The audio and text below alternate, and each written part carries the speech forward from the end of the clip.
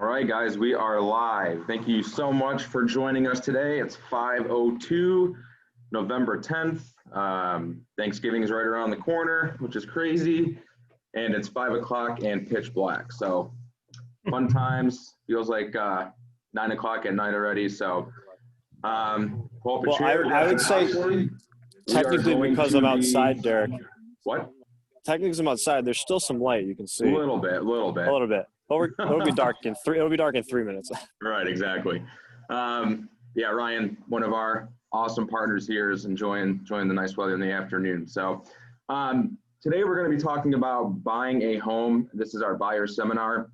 It just takes you through the process of what it's like to buy a home. What do you do? What steps do you take? Where do you start? A lot of packed information that can help you take you through the process and buying a home to make it as painless as possible. Some do's, some don'ts. We have our partners here with us to kind of give you some insight in their expertise in their field. So we have Jason Kilduff with Kilduff here.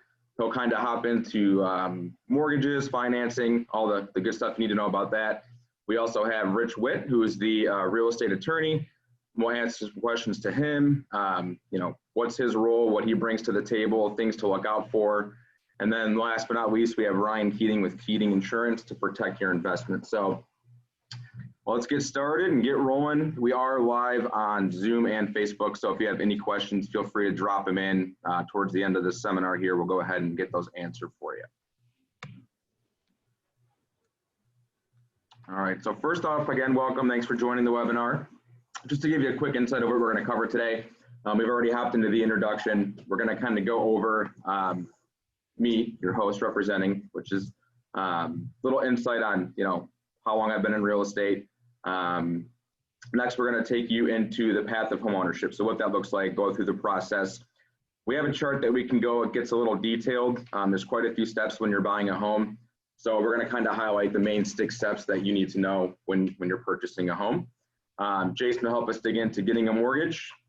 And then again, we have Rich who help us with the attorney portion, and then Ryan with protecting the investment, and then lastly the Q&A piece. So a little bit about us, the Miale team.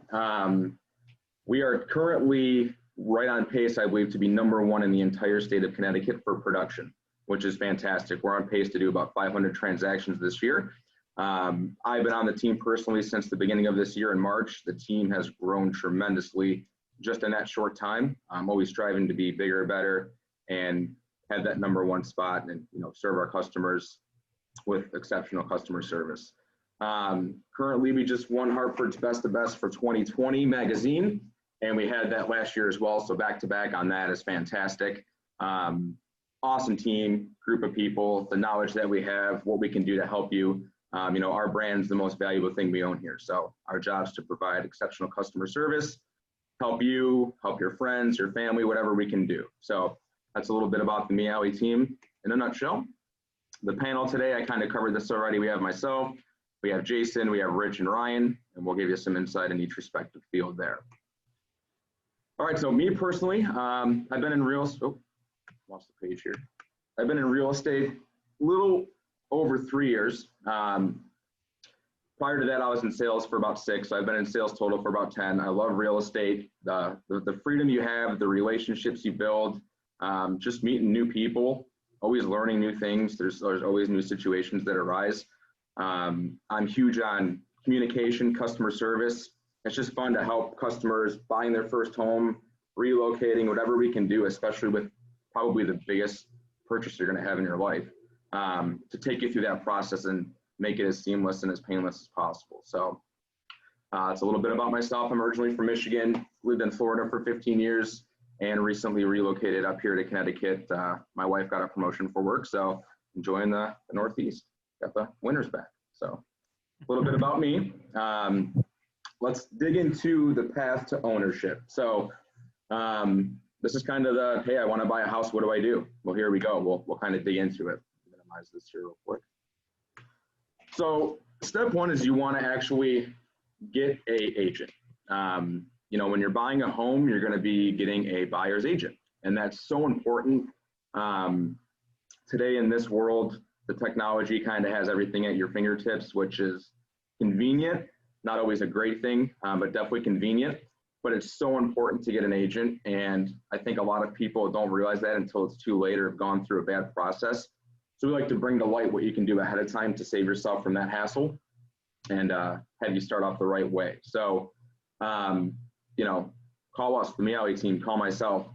We will sit down with you. We will go through what's important to you, what your goals are. We do a buyer's consultation, which typically takes 30, 45 minutes. We can do it right in person at our office. You know, with COVID going on, we have the ability and have been doing Zoom calls as well. But it's really for you to get to know your agent. You know, a lot of people these days hop on Zillow, Realtor, Trulia, and they start looking at homes and they have, you know, one they're interested in, they click on it and they're connected with somebody on the other line and they want to view the home, of course. A lot of times they go and, you know, say they do like the house and want to move forward. They know nothing about this person. They came and opened the door. They don't know how long they've been in the business. They don't know their credentials. It could be an agent that's day one, you know, you just don't know. So it's, you know, similar to, I always put it as when you get a lawyer, you know, you don't meet the lawyer at the court steps and hope that, you know, pray for the best when you're going in to see the judge. You want to get a game plan together. You want to know that you're being represented. They're going to advocate to you what they bring to the table. Do they explain the process to you? Do they really have your best interest? That's the main goal, to get an agent. And that's why you do it. But more importantly, it costs you absolutely nothing. A lot of people, especially first-time buyers, they don't know that. They think, you know, this person has the listing, I need to call them, when in reality, they do represent the seller and they're looking out for their best interest and trying to get them the most amount of money for their home. So you're not really having that representation on that side unless you get a buyer's agent. So once you get your agent, you'll feel comfortable. The next step, which is very important, is going to get your pre-approval. Can't tell you how important this is. You know, we want to make sure we make the most use of your time and you want to make the most use of your time as well, right? We don't want to waste each other's time. One way you can alleviate that is by getting a pre-approval and talking with the mortgage lender, for example, Jason, who's here on the seminar with us. What they're going to do is basically figure out what you're approved for, how much money, what type of financing, you know, and in return for us, that makes our job easier to set up your searches and look at the correct homes that are going to fit and work for your budget. There's so much out there in terms of types of financing, rules and regulations. You know, it really depends on what home you're looking for, what style, is it a condo? There's just a lot that goes into it.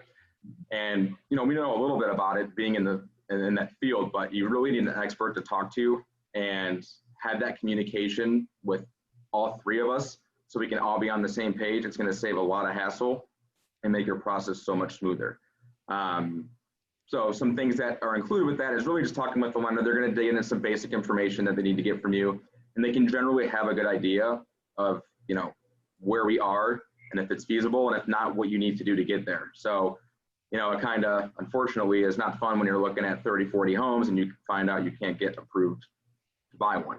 It's not fun for either side. So very important to go and get a pre-approval from a lender. Do you have anything you want to tag on that real quick, Jason, while we're on that topic? Well, it's always a question that comes up is, when's the right time to get started?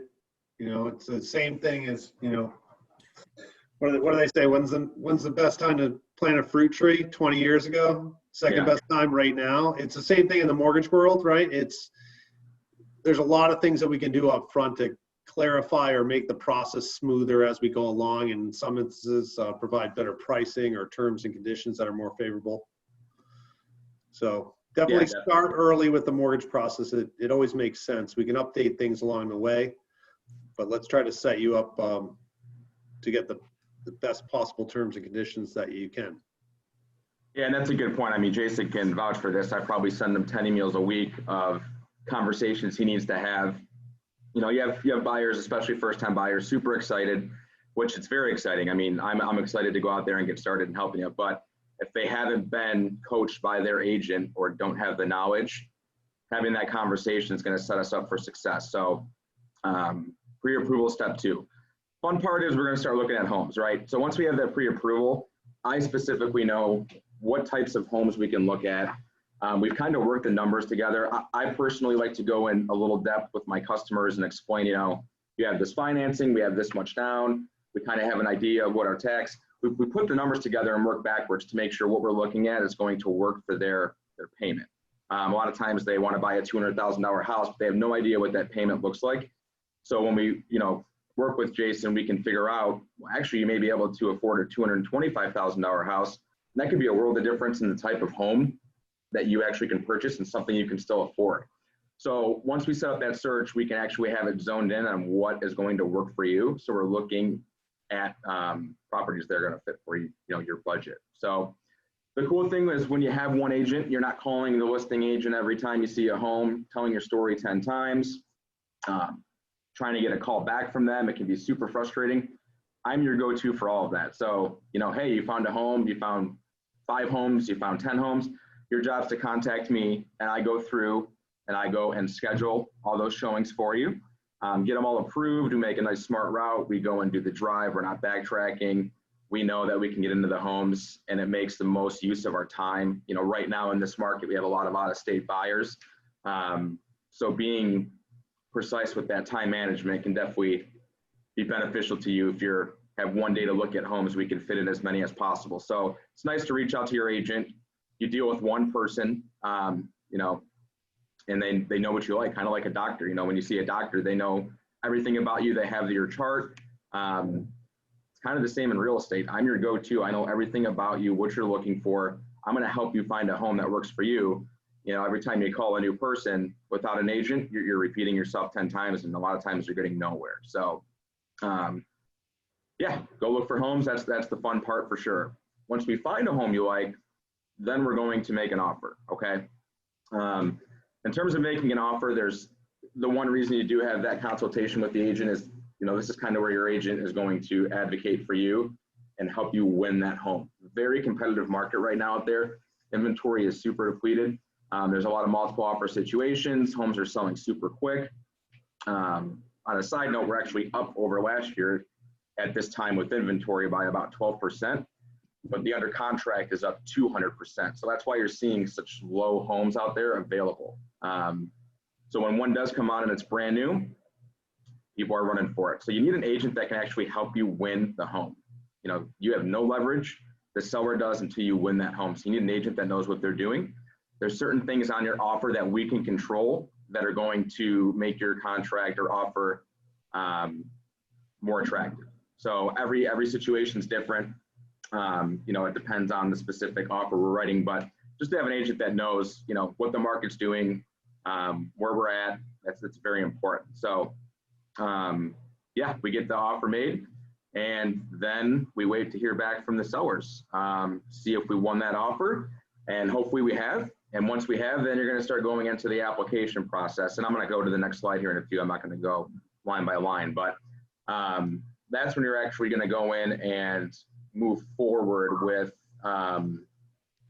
getting your financing buttoned up and making sure you can actually qualify for the home. They dig into your finances a bit more. They do the underwriting just to make sure that we can qualify for that. So once we're past that stage, after we get the approval, that's when negotiations start. So we're going to do what's called your inspection, and that's really for you as a buyer to do your due diligence on the property and just make sure we know what we're getting into. When we look at the home, we can only see what we can see, and we have general knowledge that we can point out certain things that are going to be beneficial to maybe whether you go forward or not.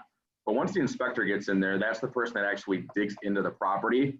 And if there's a loose door handle, it's going to be on there. They're going to give you everything you need to know about that property. That way, if we do move forward, we know what we want to address with the sellers that we want to negotiate and have taken care of. Typically, you get a pretty healthy list. Even new construction homes do. And that's expected. It's really, you have to expect that you're not going to find, that perfect 100% home. But it's really a good thing because you know what's going on with that home, and you know that when you do move forward and get past the inspections, that you're getting a sound property. So that's where your agent comes in, negotiates on your behalf, and you can have some peace of mind that you're getting things addressed that popped up in the inspection. That's what it's there for, is to bring these things to light. So a lot of times, people can get excited and get a little nervous, but it's totally expected. We do this every day. There's always a solution. There's always a way. And that's what our job is to do for you. So Once we get through the inspection, we agree on repairs. Then we go through and we have, again, Jason comes into play where they go more in depth to make sure it's kind of a waiting period. Jason, you want to give some insight on kind of what goes on during that process with them, after they've already gotten the approval? If they've never been through that process, then they actually have to go through the underwriting process, right? Right. So usually what we'll do is we'll start off when you go under contract and start to put together your financial package, which, will consist of all of your income documentation, asset documentation, any other documentation that we think we may require at that time. We'll take some time, we'll go through the application package, which is your formal application, all the items that go into that. And we'll get your loan submitted to underwriting. And what we do is we get the appraisal order. Now, the appraiser is an independent agent that goes out to the house and compares the value of your house that you're buying with other houses that have closed within that community in the previous, normally 3 to 6 month period. And they'll come back with the value just to justify that what you're paying is not overinflated as far as what the property's worth. So once the appraisal's back, it basically reviewed that and all of your financials with the underwriter. And we get to a stage in the contract for the mortgage commitment, the date that you have to be fully approved for the mortgage. And that's really the underwriting process from application to ending. There's, a few other conversations we'll have, during that process regarding locking into your interest rate, best time to do that. So like Jason, for example, in this market, it's super competitive and, you have homes that are going over asking price. And obviously if you are buying a home for the first time and, you're writing an offer $20,000 over what they're asking, how do you give the customer some ease that you can't overpay in terms of the appraisal? Say the appraisal comes back and it didn't appraise, what options does the buyer have at that point? Well, obviously the first option is, barring anything prohibiting it in the contract, would be to go back to the seller and say, I know we said we're willing to pay this, but that was contingent on the house being worth what we agreed to pay for it. And it's not, it's worth X. And then, the realtor would help you try to renegotiate out that sales price based on that data that's contained within the appraisal. Perfect. Yeah. I mean, the bottom line is you can't overpay for a home if you're getting, the appraisal done, correct? You're protected by that when you're financing a home. Right. Yeah. Typically, as long as it's not outlined in the contract that, it's not subject to appraisal. Yeah, and it's true. I mean, you have deals that are out there where, they've lost out on 5 or 6 homes and they're super aggressive and they may say, hey, if it doesn't appraise, we'll pay the difference. It's not very common, but, in this market out there, it's happening. So again, it just comes to where you're at in the process. Have you had the right agent since the beginning? What your motivation is. So bottom line is just to know that you're protected with the inspection, that you can't quote unquote buy a lender for a house. And you're protected in terms of the appraisal as well. Hey, Derek. Yeah. Can I add something too on appraisal to value too? A lot of people also don't realize the amount they buy a house for to the insurance side when you're insuring the dwelling for replacement cost is generally different than the purchase price. So I think a lot of people get confused too when they buy a house and see the insurance at $300,000, $400,000, $500,000, but they didn't pay that amount. And the appraisal also might be less than that. But it's a different way insurance companies look at how would you rebuild the house. Right. Not what's the value per se of the asset sale. Perfect. Yeah, thanks for adding that. I mean, in terms of, for example, the insurance, at what point is it proper for the buyer to start shopping for insurance to protect their investment?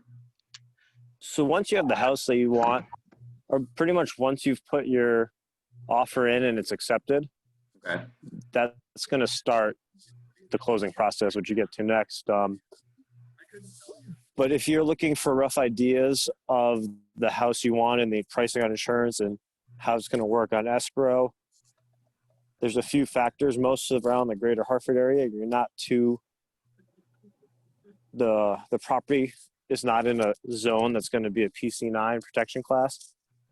So if you're looking at a house with rural volunteer fire departments, that homeowner's cost is going to probably be higher than you expect, and that might affect the mortgage rates or the escrow rates. So certain things like that, if you're kind of depending what you're looking for, but if you're looking to get a house in a suburb, once that offer is accepted is when you're going to want to start the insurance process. Because like you said before, it's in a very hot market. People are putting a lot of bids on homes, and once you finally got your spot, that's when you really want to start drilling down the insurance. Yeah, and you talk, like when, for example, if Jason gives us, estimated closing cost or gives it to the home buyer, here's what you can expect for a down payment based on your financing. Here's our expected closing cost and prepaids. That's one that they're going to estimate for that, so they have an idea that they have the cash that they need, assuming we buy a home at this price, correct? Yes, pretty much. And on insurance too, a couple of factors come into the cost on bundling with the auto and home. Credit is playing a role, and there's been some law changes and some push to get credit away from insurance, which would be great for many consumers. Yeah. So it's pretty much a good little trust the process. Once you get your house, working with the agent, it's not instant. Some things come up like knob and tube wiring is a very common issue in Connecticut, especially when you're buying an older home. And that's going to make things take a little longer. Right. If you're buying a new house that was built within the last 20 years, 30 years, those rates are going to be pretty flat across the board. And it could be a very simple transaction. But otherwise, once you start working with Jason and Richard and all of the parts start working together, it is one of the simplest parts for the buyer. Yeah. And there's a lot of things going on, but you also have to just realize it's a process. Sure. And it's an added step, especially if you're so focused on buying a house and getting a house and you haven't gotten offers on a couple accepted that you've put on and you finally get one. You want to race to that closing date, but that closing date's still a couple weeks away. Yeah. Now you brought up and here's some things we've run into in the past, and maybe this can help clarify, if you're out looking at homes and you're with the buyer and the agent, and you mentioned knob and tube, what are some things they can look out for? For example, you brought that up, where it's something that we know we're going to have addressed. Does that depend on the financing that they have lined up? Is that something that, what can we look out for to give our buyer the best advice or knowledge, knowing certain things are needed for insurance or not needed? Does that make sense? Yeah, absolutely. So and once that inspection comes back, you mentioned before, that is kind of an underwriter's guide to insurance. And it's something we'd like to ask for with some of our new home buyers, because we can help show them, okay, they say the furnace is 6, 7, 8 years old. Well, 9 to 10 years is when usually you replace it. Mm-hmm. And if a furnace is old, that also hurts the home value, because now you got to buy a new furnace. And if that goes, it might not be covered because of wear and tear. Okay. Similarly, roofs. The newer the roof, there's a scalable discount. Each insurance company is different. So I don't know what their year thresholds are. Right. But, a 1 to 3 year roof, a 5 to 10 year roof, a 10 to 20, and then some have that 20, 30 lifespan. Those will play into insurance rates as well. Okay. Because that's the older the roof, the more wear, the more tear. There might be rain, water damage that gets in. It might, more susceptible to, if you got acorns and tree branches falling on it, that could lead to a claim. So those are all little things that play small factors into updates, being a part of the insurance underwriting. But the biggest outlier is protection class. So when you're in a rural area versus more suburban, that tends to get people in the knob and tube. Those are the two biggest we see that surprises people when they think they're going to pay $800 to $1,200 for a home. It comes back $2,500 or $3,000. Sure. Okay. Well, that's good to know. A lot of people just think, oh, I got a home, let's call it, here's my insurance. But there's a lot of factors that you just explained that go into that, which is probably not known too much. They don't really think about that until towards the end of the process, right? And I guess the other interesting factor would be also a Main Street house You Okay. can buy a bigger house on a busy road at a lower purchase price, but that's going to have a higher dwelling cost for the insurance. But because of those side roads tend to be more desirable, Right. that's something when working with buyers are looking for. Usually you think, oh, I bought the house for $300,000, but on a side road, it would have been a $370,000-$400,000 home. Well, you're still insuring it for that 500 replacement of the home. Back to that replacement cost to property value. Gotcha. Okay. Well, awesome, man. Thanks for that info. I appreciate it. Yeah, absolutely. So, to get Rich involved here, when we're going through the process, Rich, where do you kind of come into play in terms of what your role is during the buying process? Well, I like to jump in right from the beginning. About the same time you send me that executed contract is when I jump in. Okay. Normally order that title search, immediately once the retainer is signed, because Jason doesn't want any surprises the week of the closing. I'd rather know something 3 weeks, 4 weeks in advance to give that seller time to find some unknown lien that, we just had one where the seller did not know they had 3 unreleased mortgages, and they had 4, but 3 were unreleased. And we had to fight like heck to get that to the closing table. But luckily we knew that well in advance. And if we had run that title search right after commitment, it would have never closed in time. But literally we're there from the beginning. We do an intro email, includes the realtor, the customer, includes everybody who's involved in the entire process. So Jason's involved in the emails, and literally we could all help each other through the process. Today alone, I think I worked with the Miale team morning, noon, and night. And that's why I missed the meeting, is because we're fighting to put something on the books for Thursday, and there's outstanding open permits from the seller. And literally the assistance from the realtors and the listing agent and the Miale team, and just trying to kill it and get it done and make our clients happy and get it to the closing table. So, Yeah, definitely. but literally we're there from the beginning to the end, and we like to be involved from the beginning. If the customer wants us to review the contract just to give them a comfort factor, because there might be some particular clause in there, or maybe Sure. it's construction, or if it's a well and septic and it's got to be replaced, we're there to help from the beginning. And then again, we get everything that, Jason needs immediately.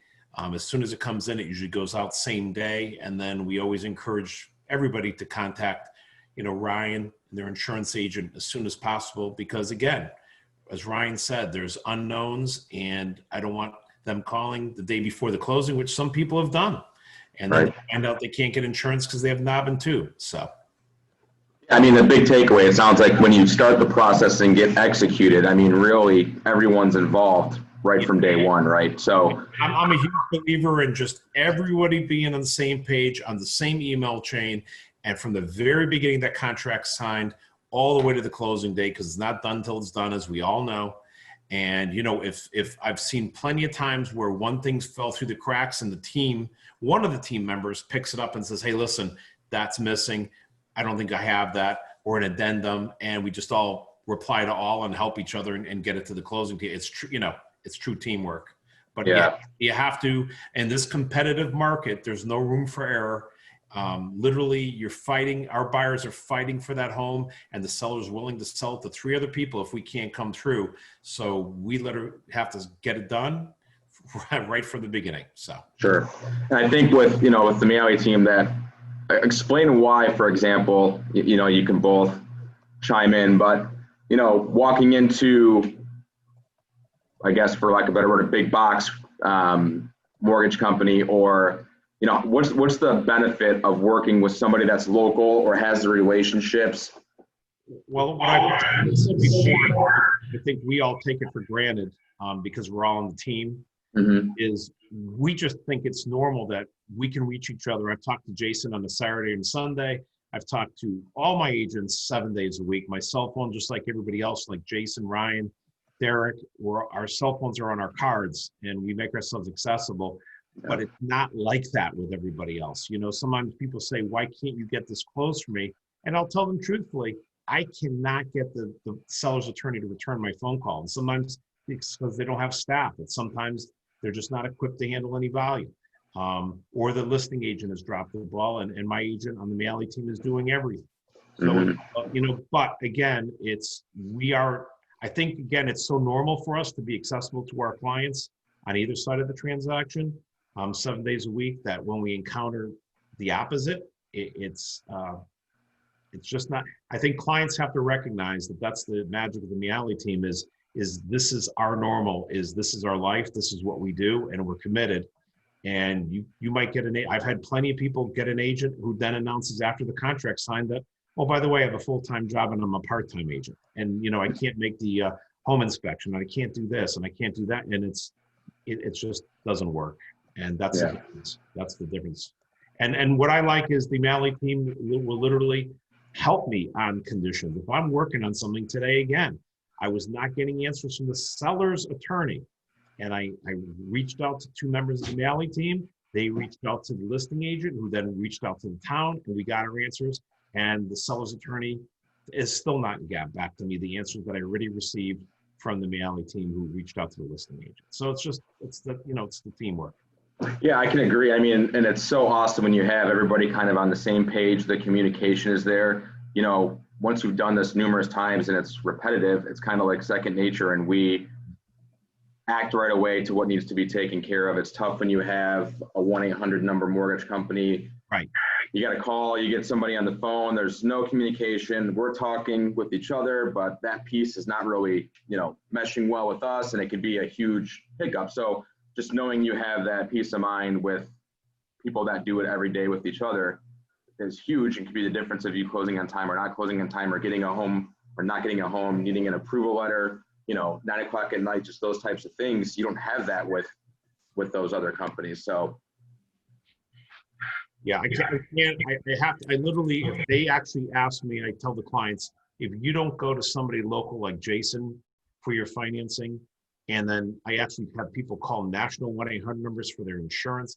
I said, it's just crazy. It's just, we have no control. Derek, you and I have both been there, where we have no control because the mortgage company, it's Bank of America in Kansas, and it's Geico somewhere in Chicago. So we have no control whatsoever. And it's a helpless feeling. You're trying to help your client, you can't. No, 100%. I mean, totally. And that's the one thing too. Go ahead. So I'd add into that too, kind of like the nice part about working with a team like Jason, Richard, the Miale, everyone we've worked with together.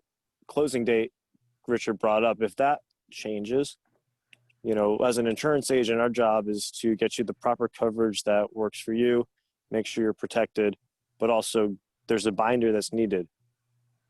Jason's calling me a month before closing. I need a binder to finalize the loan.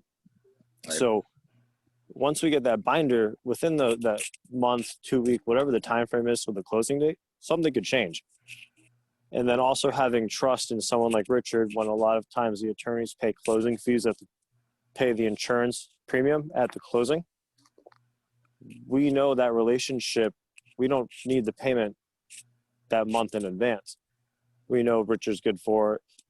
And anyone that works with the Miale team has always been great clients. So the flexibility too of that closing date changing, or providing documentation and giving good word.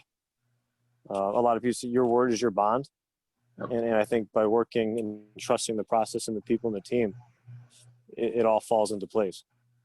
Yeah, I mean, we know in real estate, we have time frames that we shoot for, but things happen, right? So it's inevitable, it's going to happen. It's more so how do you react to it?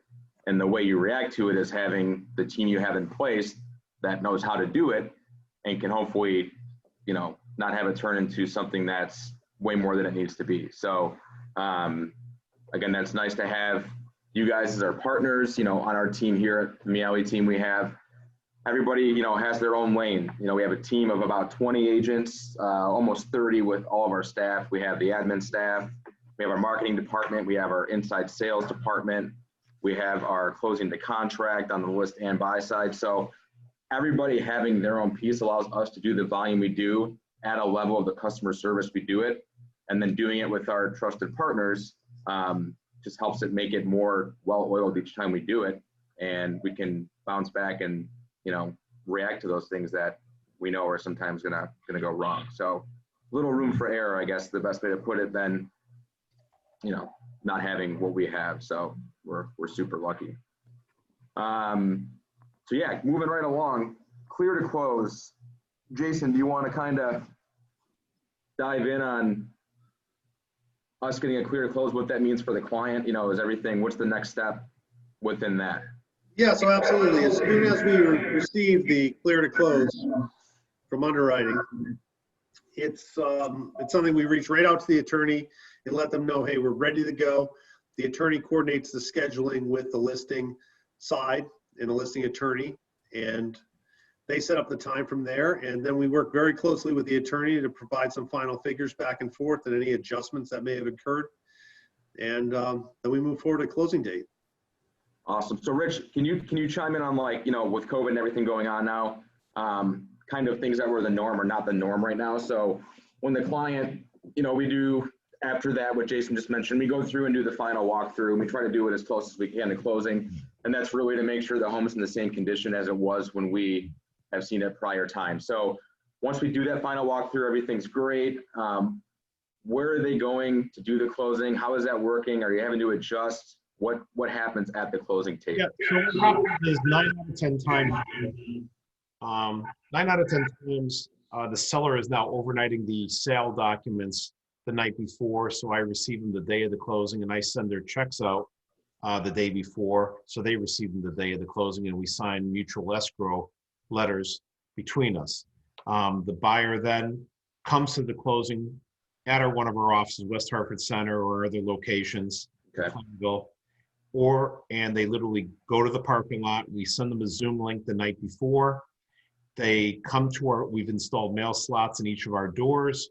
They pick up a sealed envelope that contains their key package, which is all their records permanent, and a full copy set with my card, with my cell phone, and that's sealed. Inside of that other envelope, the big envelope, will be their closing package in a separate envelope that will have a Ziploc with brand new pens and gloves if they so choose to wear them, if they feel safer that way.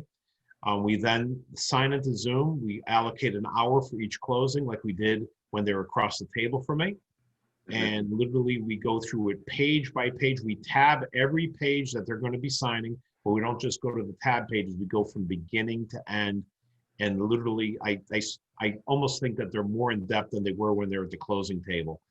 We go over every document in depth, page by page till the very end. We have a Q&A session at the very end. If there's anything more, we give them, tell them how long we're going to keep the package for 7 years and our availability 7 days a week. They literally put the package back then after it's wet signed into an envelope, a separate envelope, put it sealed into our door.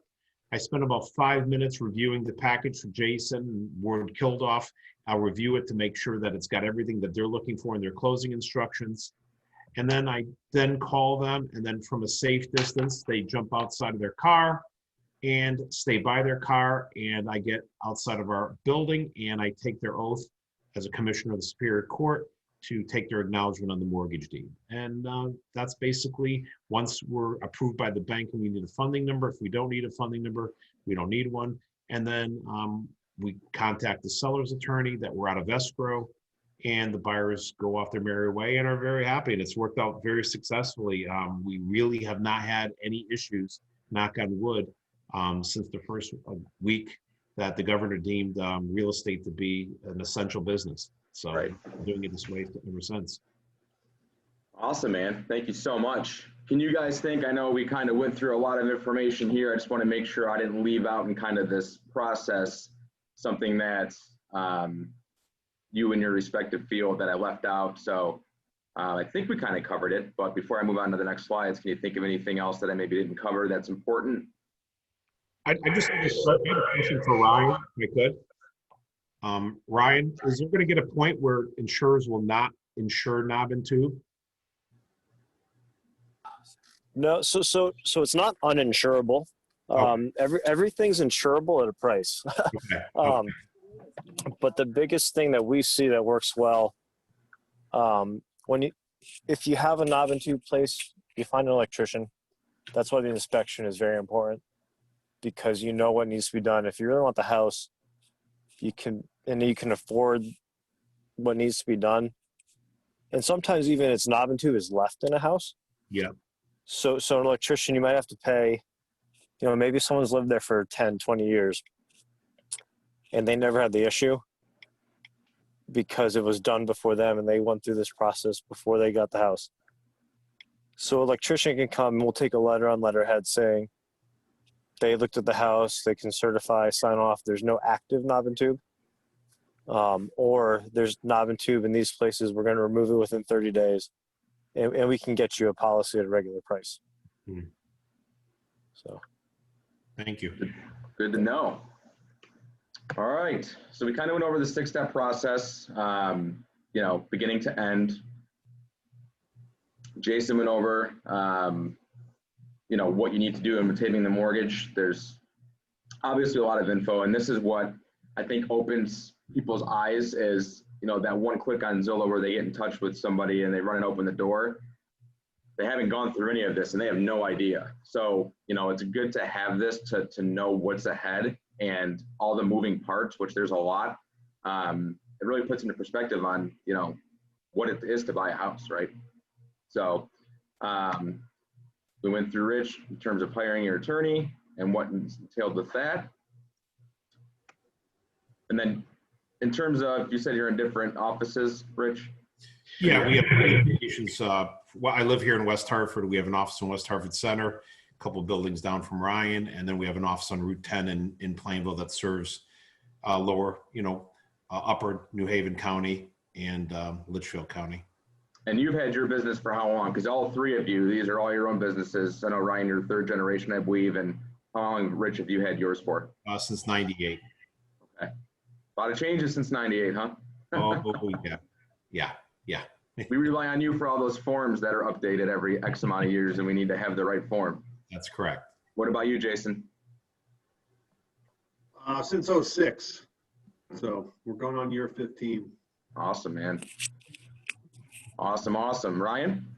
And then the generational 1969, my grandfather founded the Keating agency. Wow. And my dad took it over in 1999. And then just my sister and I, he's still active, very active. We tell him too active.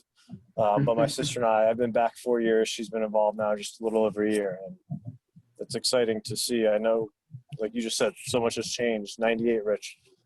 My grandfather retired pretty much because email was coming into play.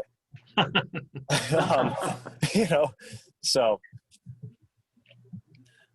There are some. I just found out an attorney who's a great guy, and I could never get an answer from him. And I had a closing with him, and he says, "I don't do email. I never have. And I have my secretaries dictate, and they write the email." And I finally figured out after 2 years, I've never gotten an email from him. Yeah, it makes sense. It is kind of interesting. Yeah, an old school attorney, yeah. I mean, like you said, how you put your packets together for people and make it easy. You scan all that in though, and you keep it on a cloud managed system, right? Correct. Absolutely. So when I was a kid, it was funny seeing all the little notes and Post-its and faxes and everything that came in and how my grandfather and grandmother did business. Because I'd say one just plug for us or this. When we work with a good insurance agent, and West Hartford has many, compared to the Geico and those though, you're building a long-term relationship. Like finding a good Miale team member, Derek, anyone that works with the buyer or seller of a home, it's a relationship. And once you buy that house, you want to protect it. And then things like that. Miale team's done a great job of bringing in the popcorn and movies this summer and events like this too. So it's not just a Zillow realtor. We're not a online attorney or loan or insurance agent. So that's part of the process and part of the team. Yeah, I'm glad you said that. I mean, we're definitely, and you guys are on board. I mean, it's building relationships, right? We're not selling homes.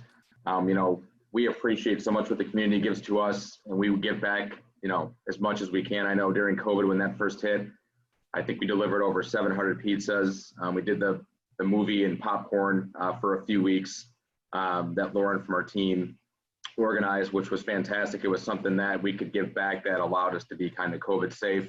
So just things we can do. I mean, we want, again, it's a relationship, and we want to be there for you, whether it's somebody you know, you in the future need to do business again. I mean, that's the whole point of it. And, you know, having this outlined and organizing, having with the Miale team around 13 to 15 years to kind of fine tune it is where we're at and what makes it exciting. So that's the point of these seminars, is just to let the community know that and know that they can have a trusted team, trusted vendors. They're just going to be taken care of. And that's the main goal. So, all right, we're almost there, guys. Let's go over a couple FAQs. You know, what if I don't have good credit? That's fantastic. If you don't have good credit, again, it's to talk to a lender like Jason. I mean, what is good credit? I mean, there's a lot of different financing programs out there, and you may qualify for something you have no idea you qualify for.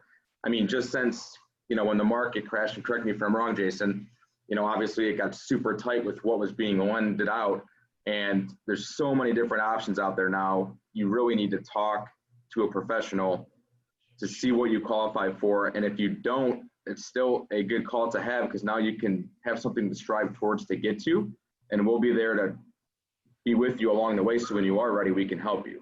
Is that right, Jason, in terms of what's out there and available? 100%. It's all a matter of perspective, right? I mean, some people will think their credit's not great and it's actually fine. Yeah. Some people will think it's good and it's bad, but it's always a good time to be prepared.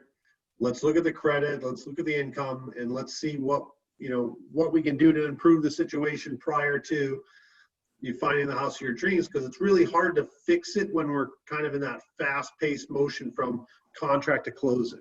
Right. So it's better to get out and ahead of it and try to do everything that we can to make sure that, you know, the ride is smooth all the way. Absolutely. Take it right from contract to closing, make things as easy as possible, and put you in the best situation we can. Talk to a lender. All right, number 2. What does it cost me to hire you? It costs you one referral. No, I'm just kidding. It costs absolutely nothing. If you need a buyer's agent, it costs you absolutely nothing for us to work with you. That's the awesome side of buying a home, is being on the buy side. There's no cost. I mean, I can't think of anything else where you get that service at no cost to you. It's pretty unique. So third one is, now a good time to buy.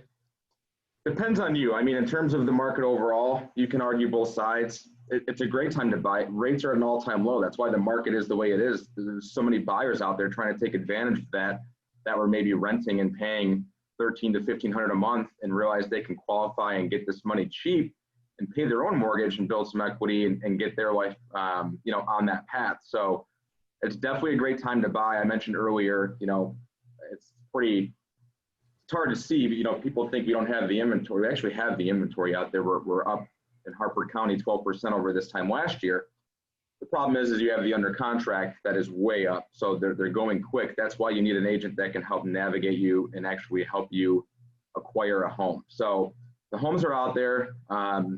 It's about hiring the right person, having the right team that can actually help you acquire the home. So long answer, short, yes, it's a good time to buy a home.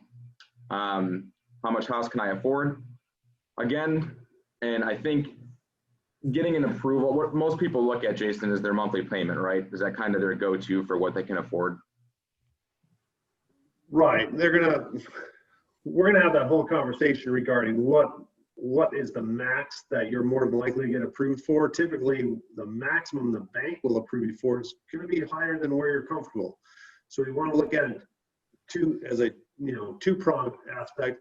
What is the most you could get approved for, and then where are you comfortable, right? So we want to make sure that you're comfortable. Yeah, definitely.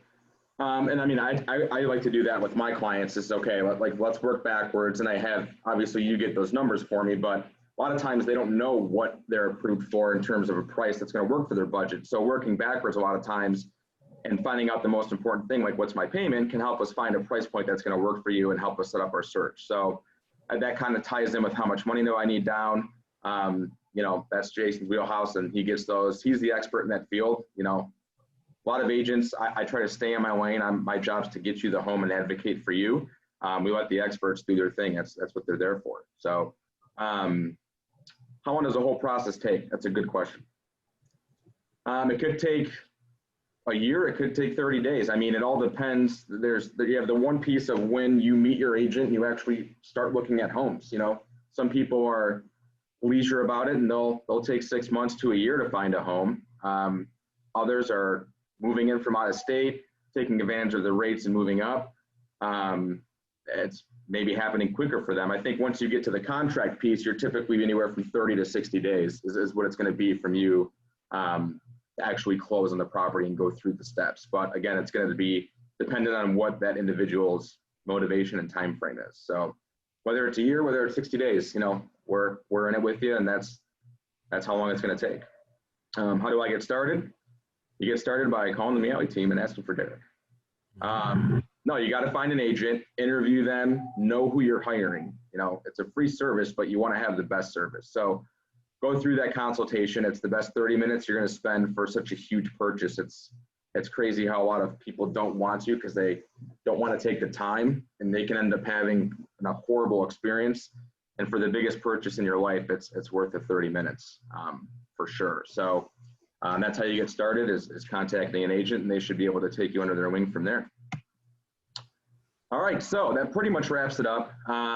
We appreciate everybody that hopped on. Hopefully it was informative. Hopefully you gained some knowledge, put things into perspective for you. We are here to help with anything you have questions about.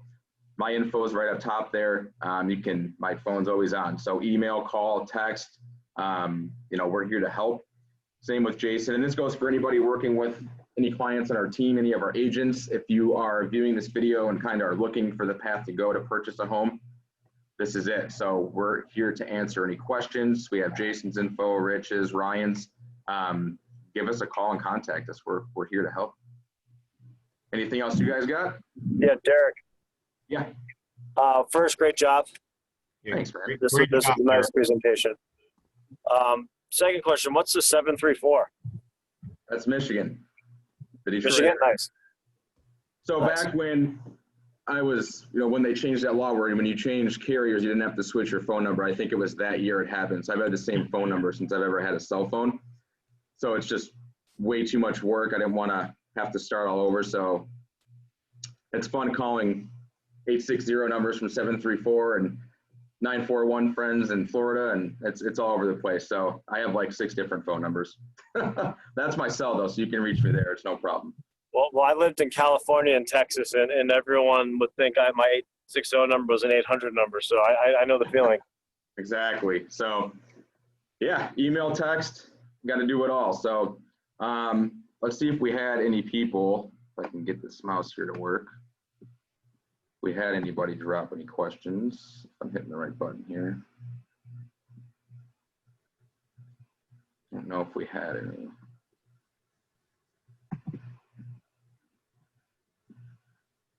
Can't quite tell, but if there was, I can have our admin team get those for me, and I'll be happy to reach out to you or have one of the experts in their field, if it was a question for them, reach out to you and get that answered. But I'm not seeing anything on here unless this never got started. But anyway, yeah, that was it. Thank you so much, guys, for joining us. Again, if you need anything, give us a call, and go enjoy the rest of your evening. Thank you, Derek. Thank you, Thanks, guys. Derek. All right, have a good one, guys. Take care. Cheers all.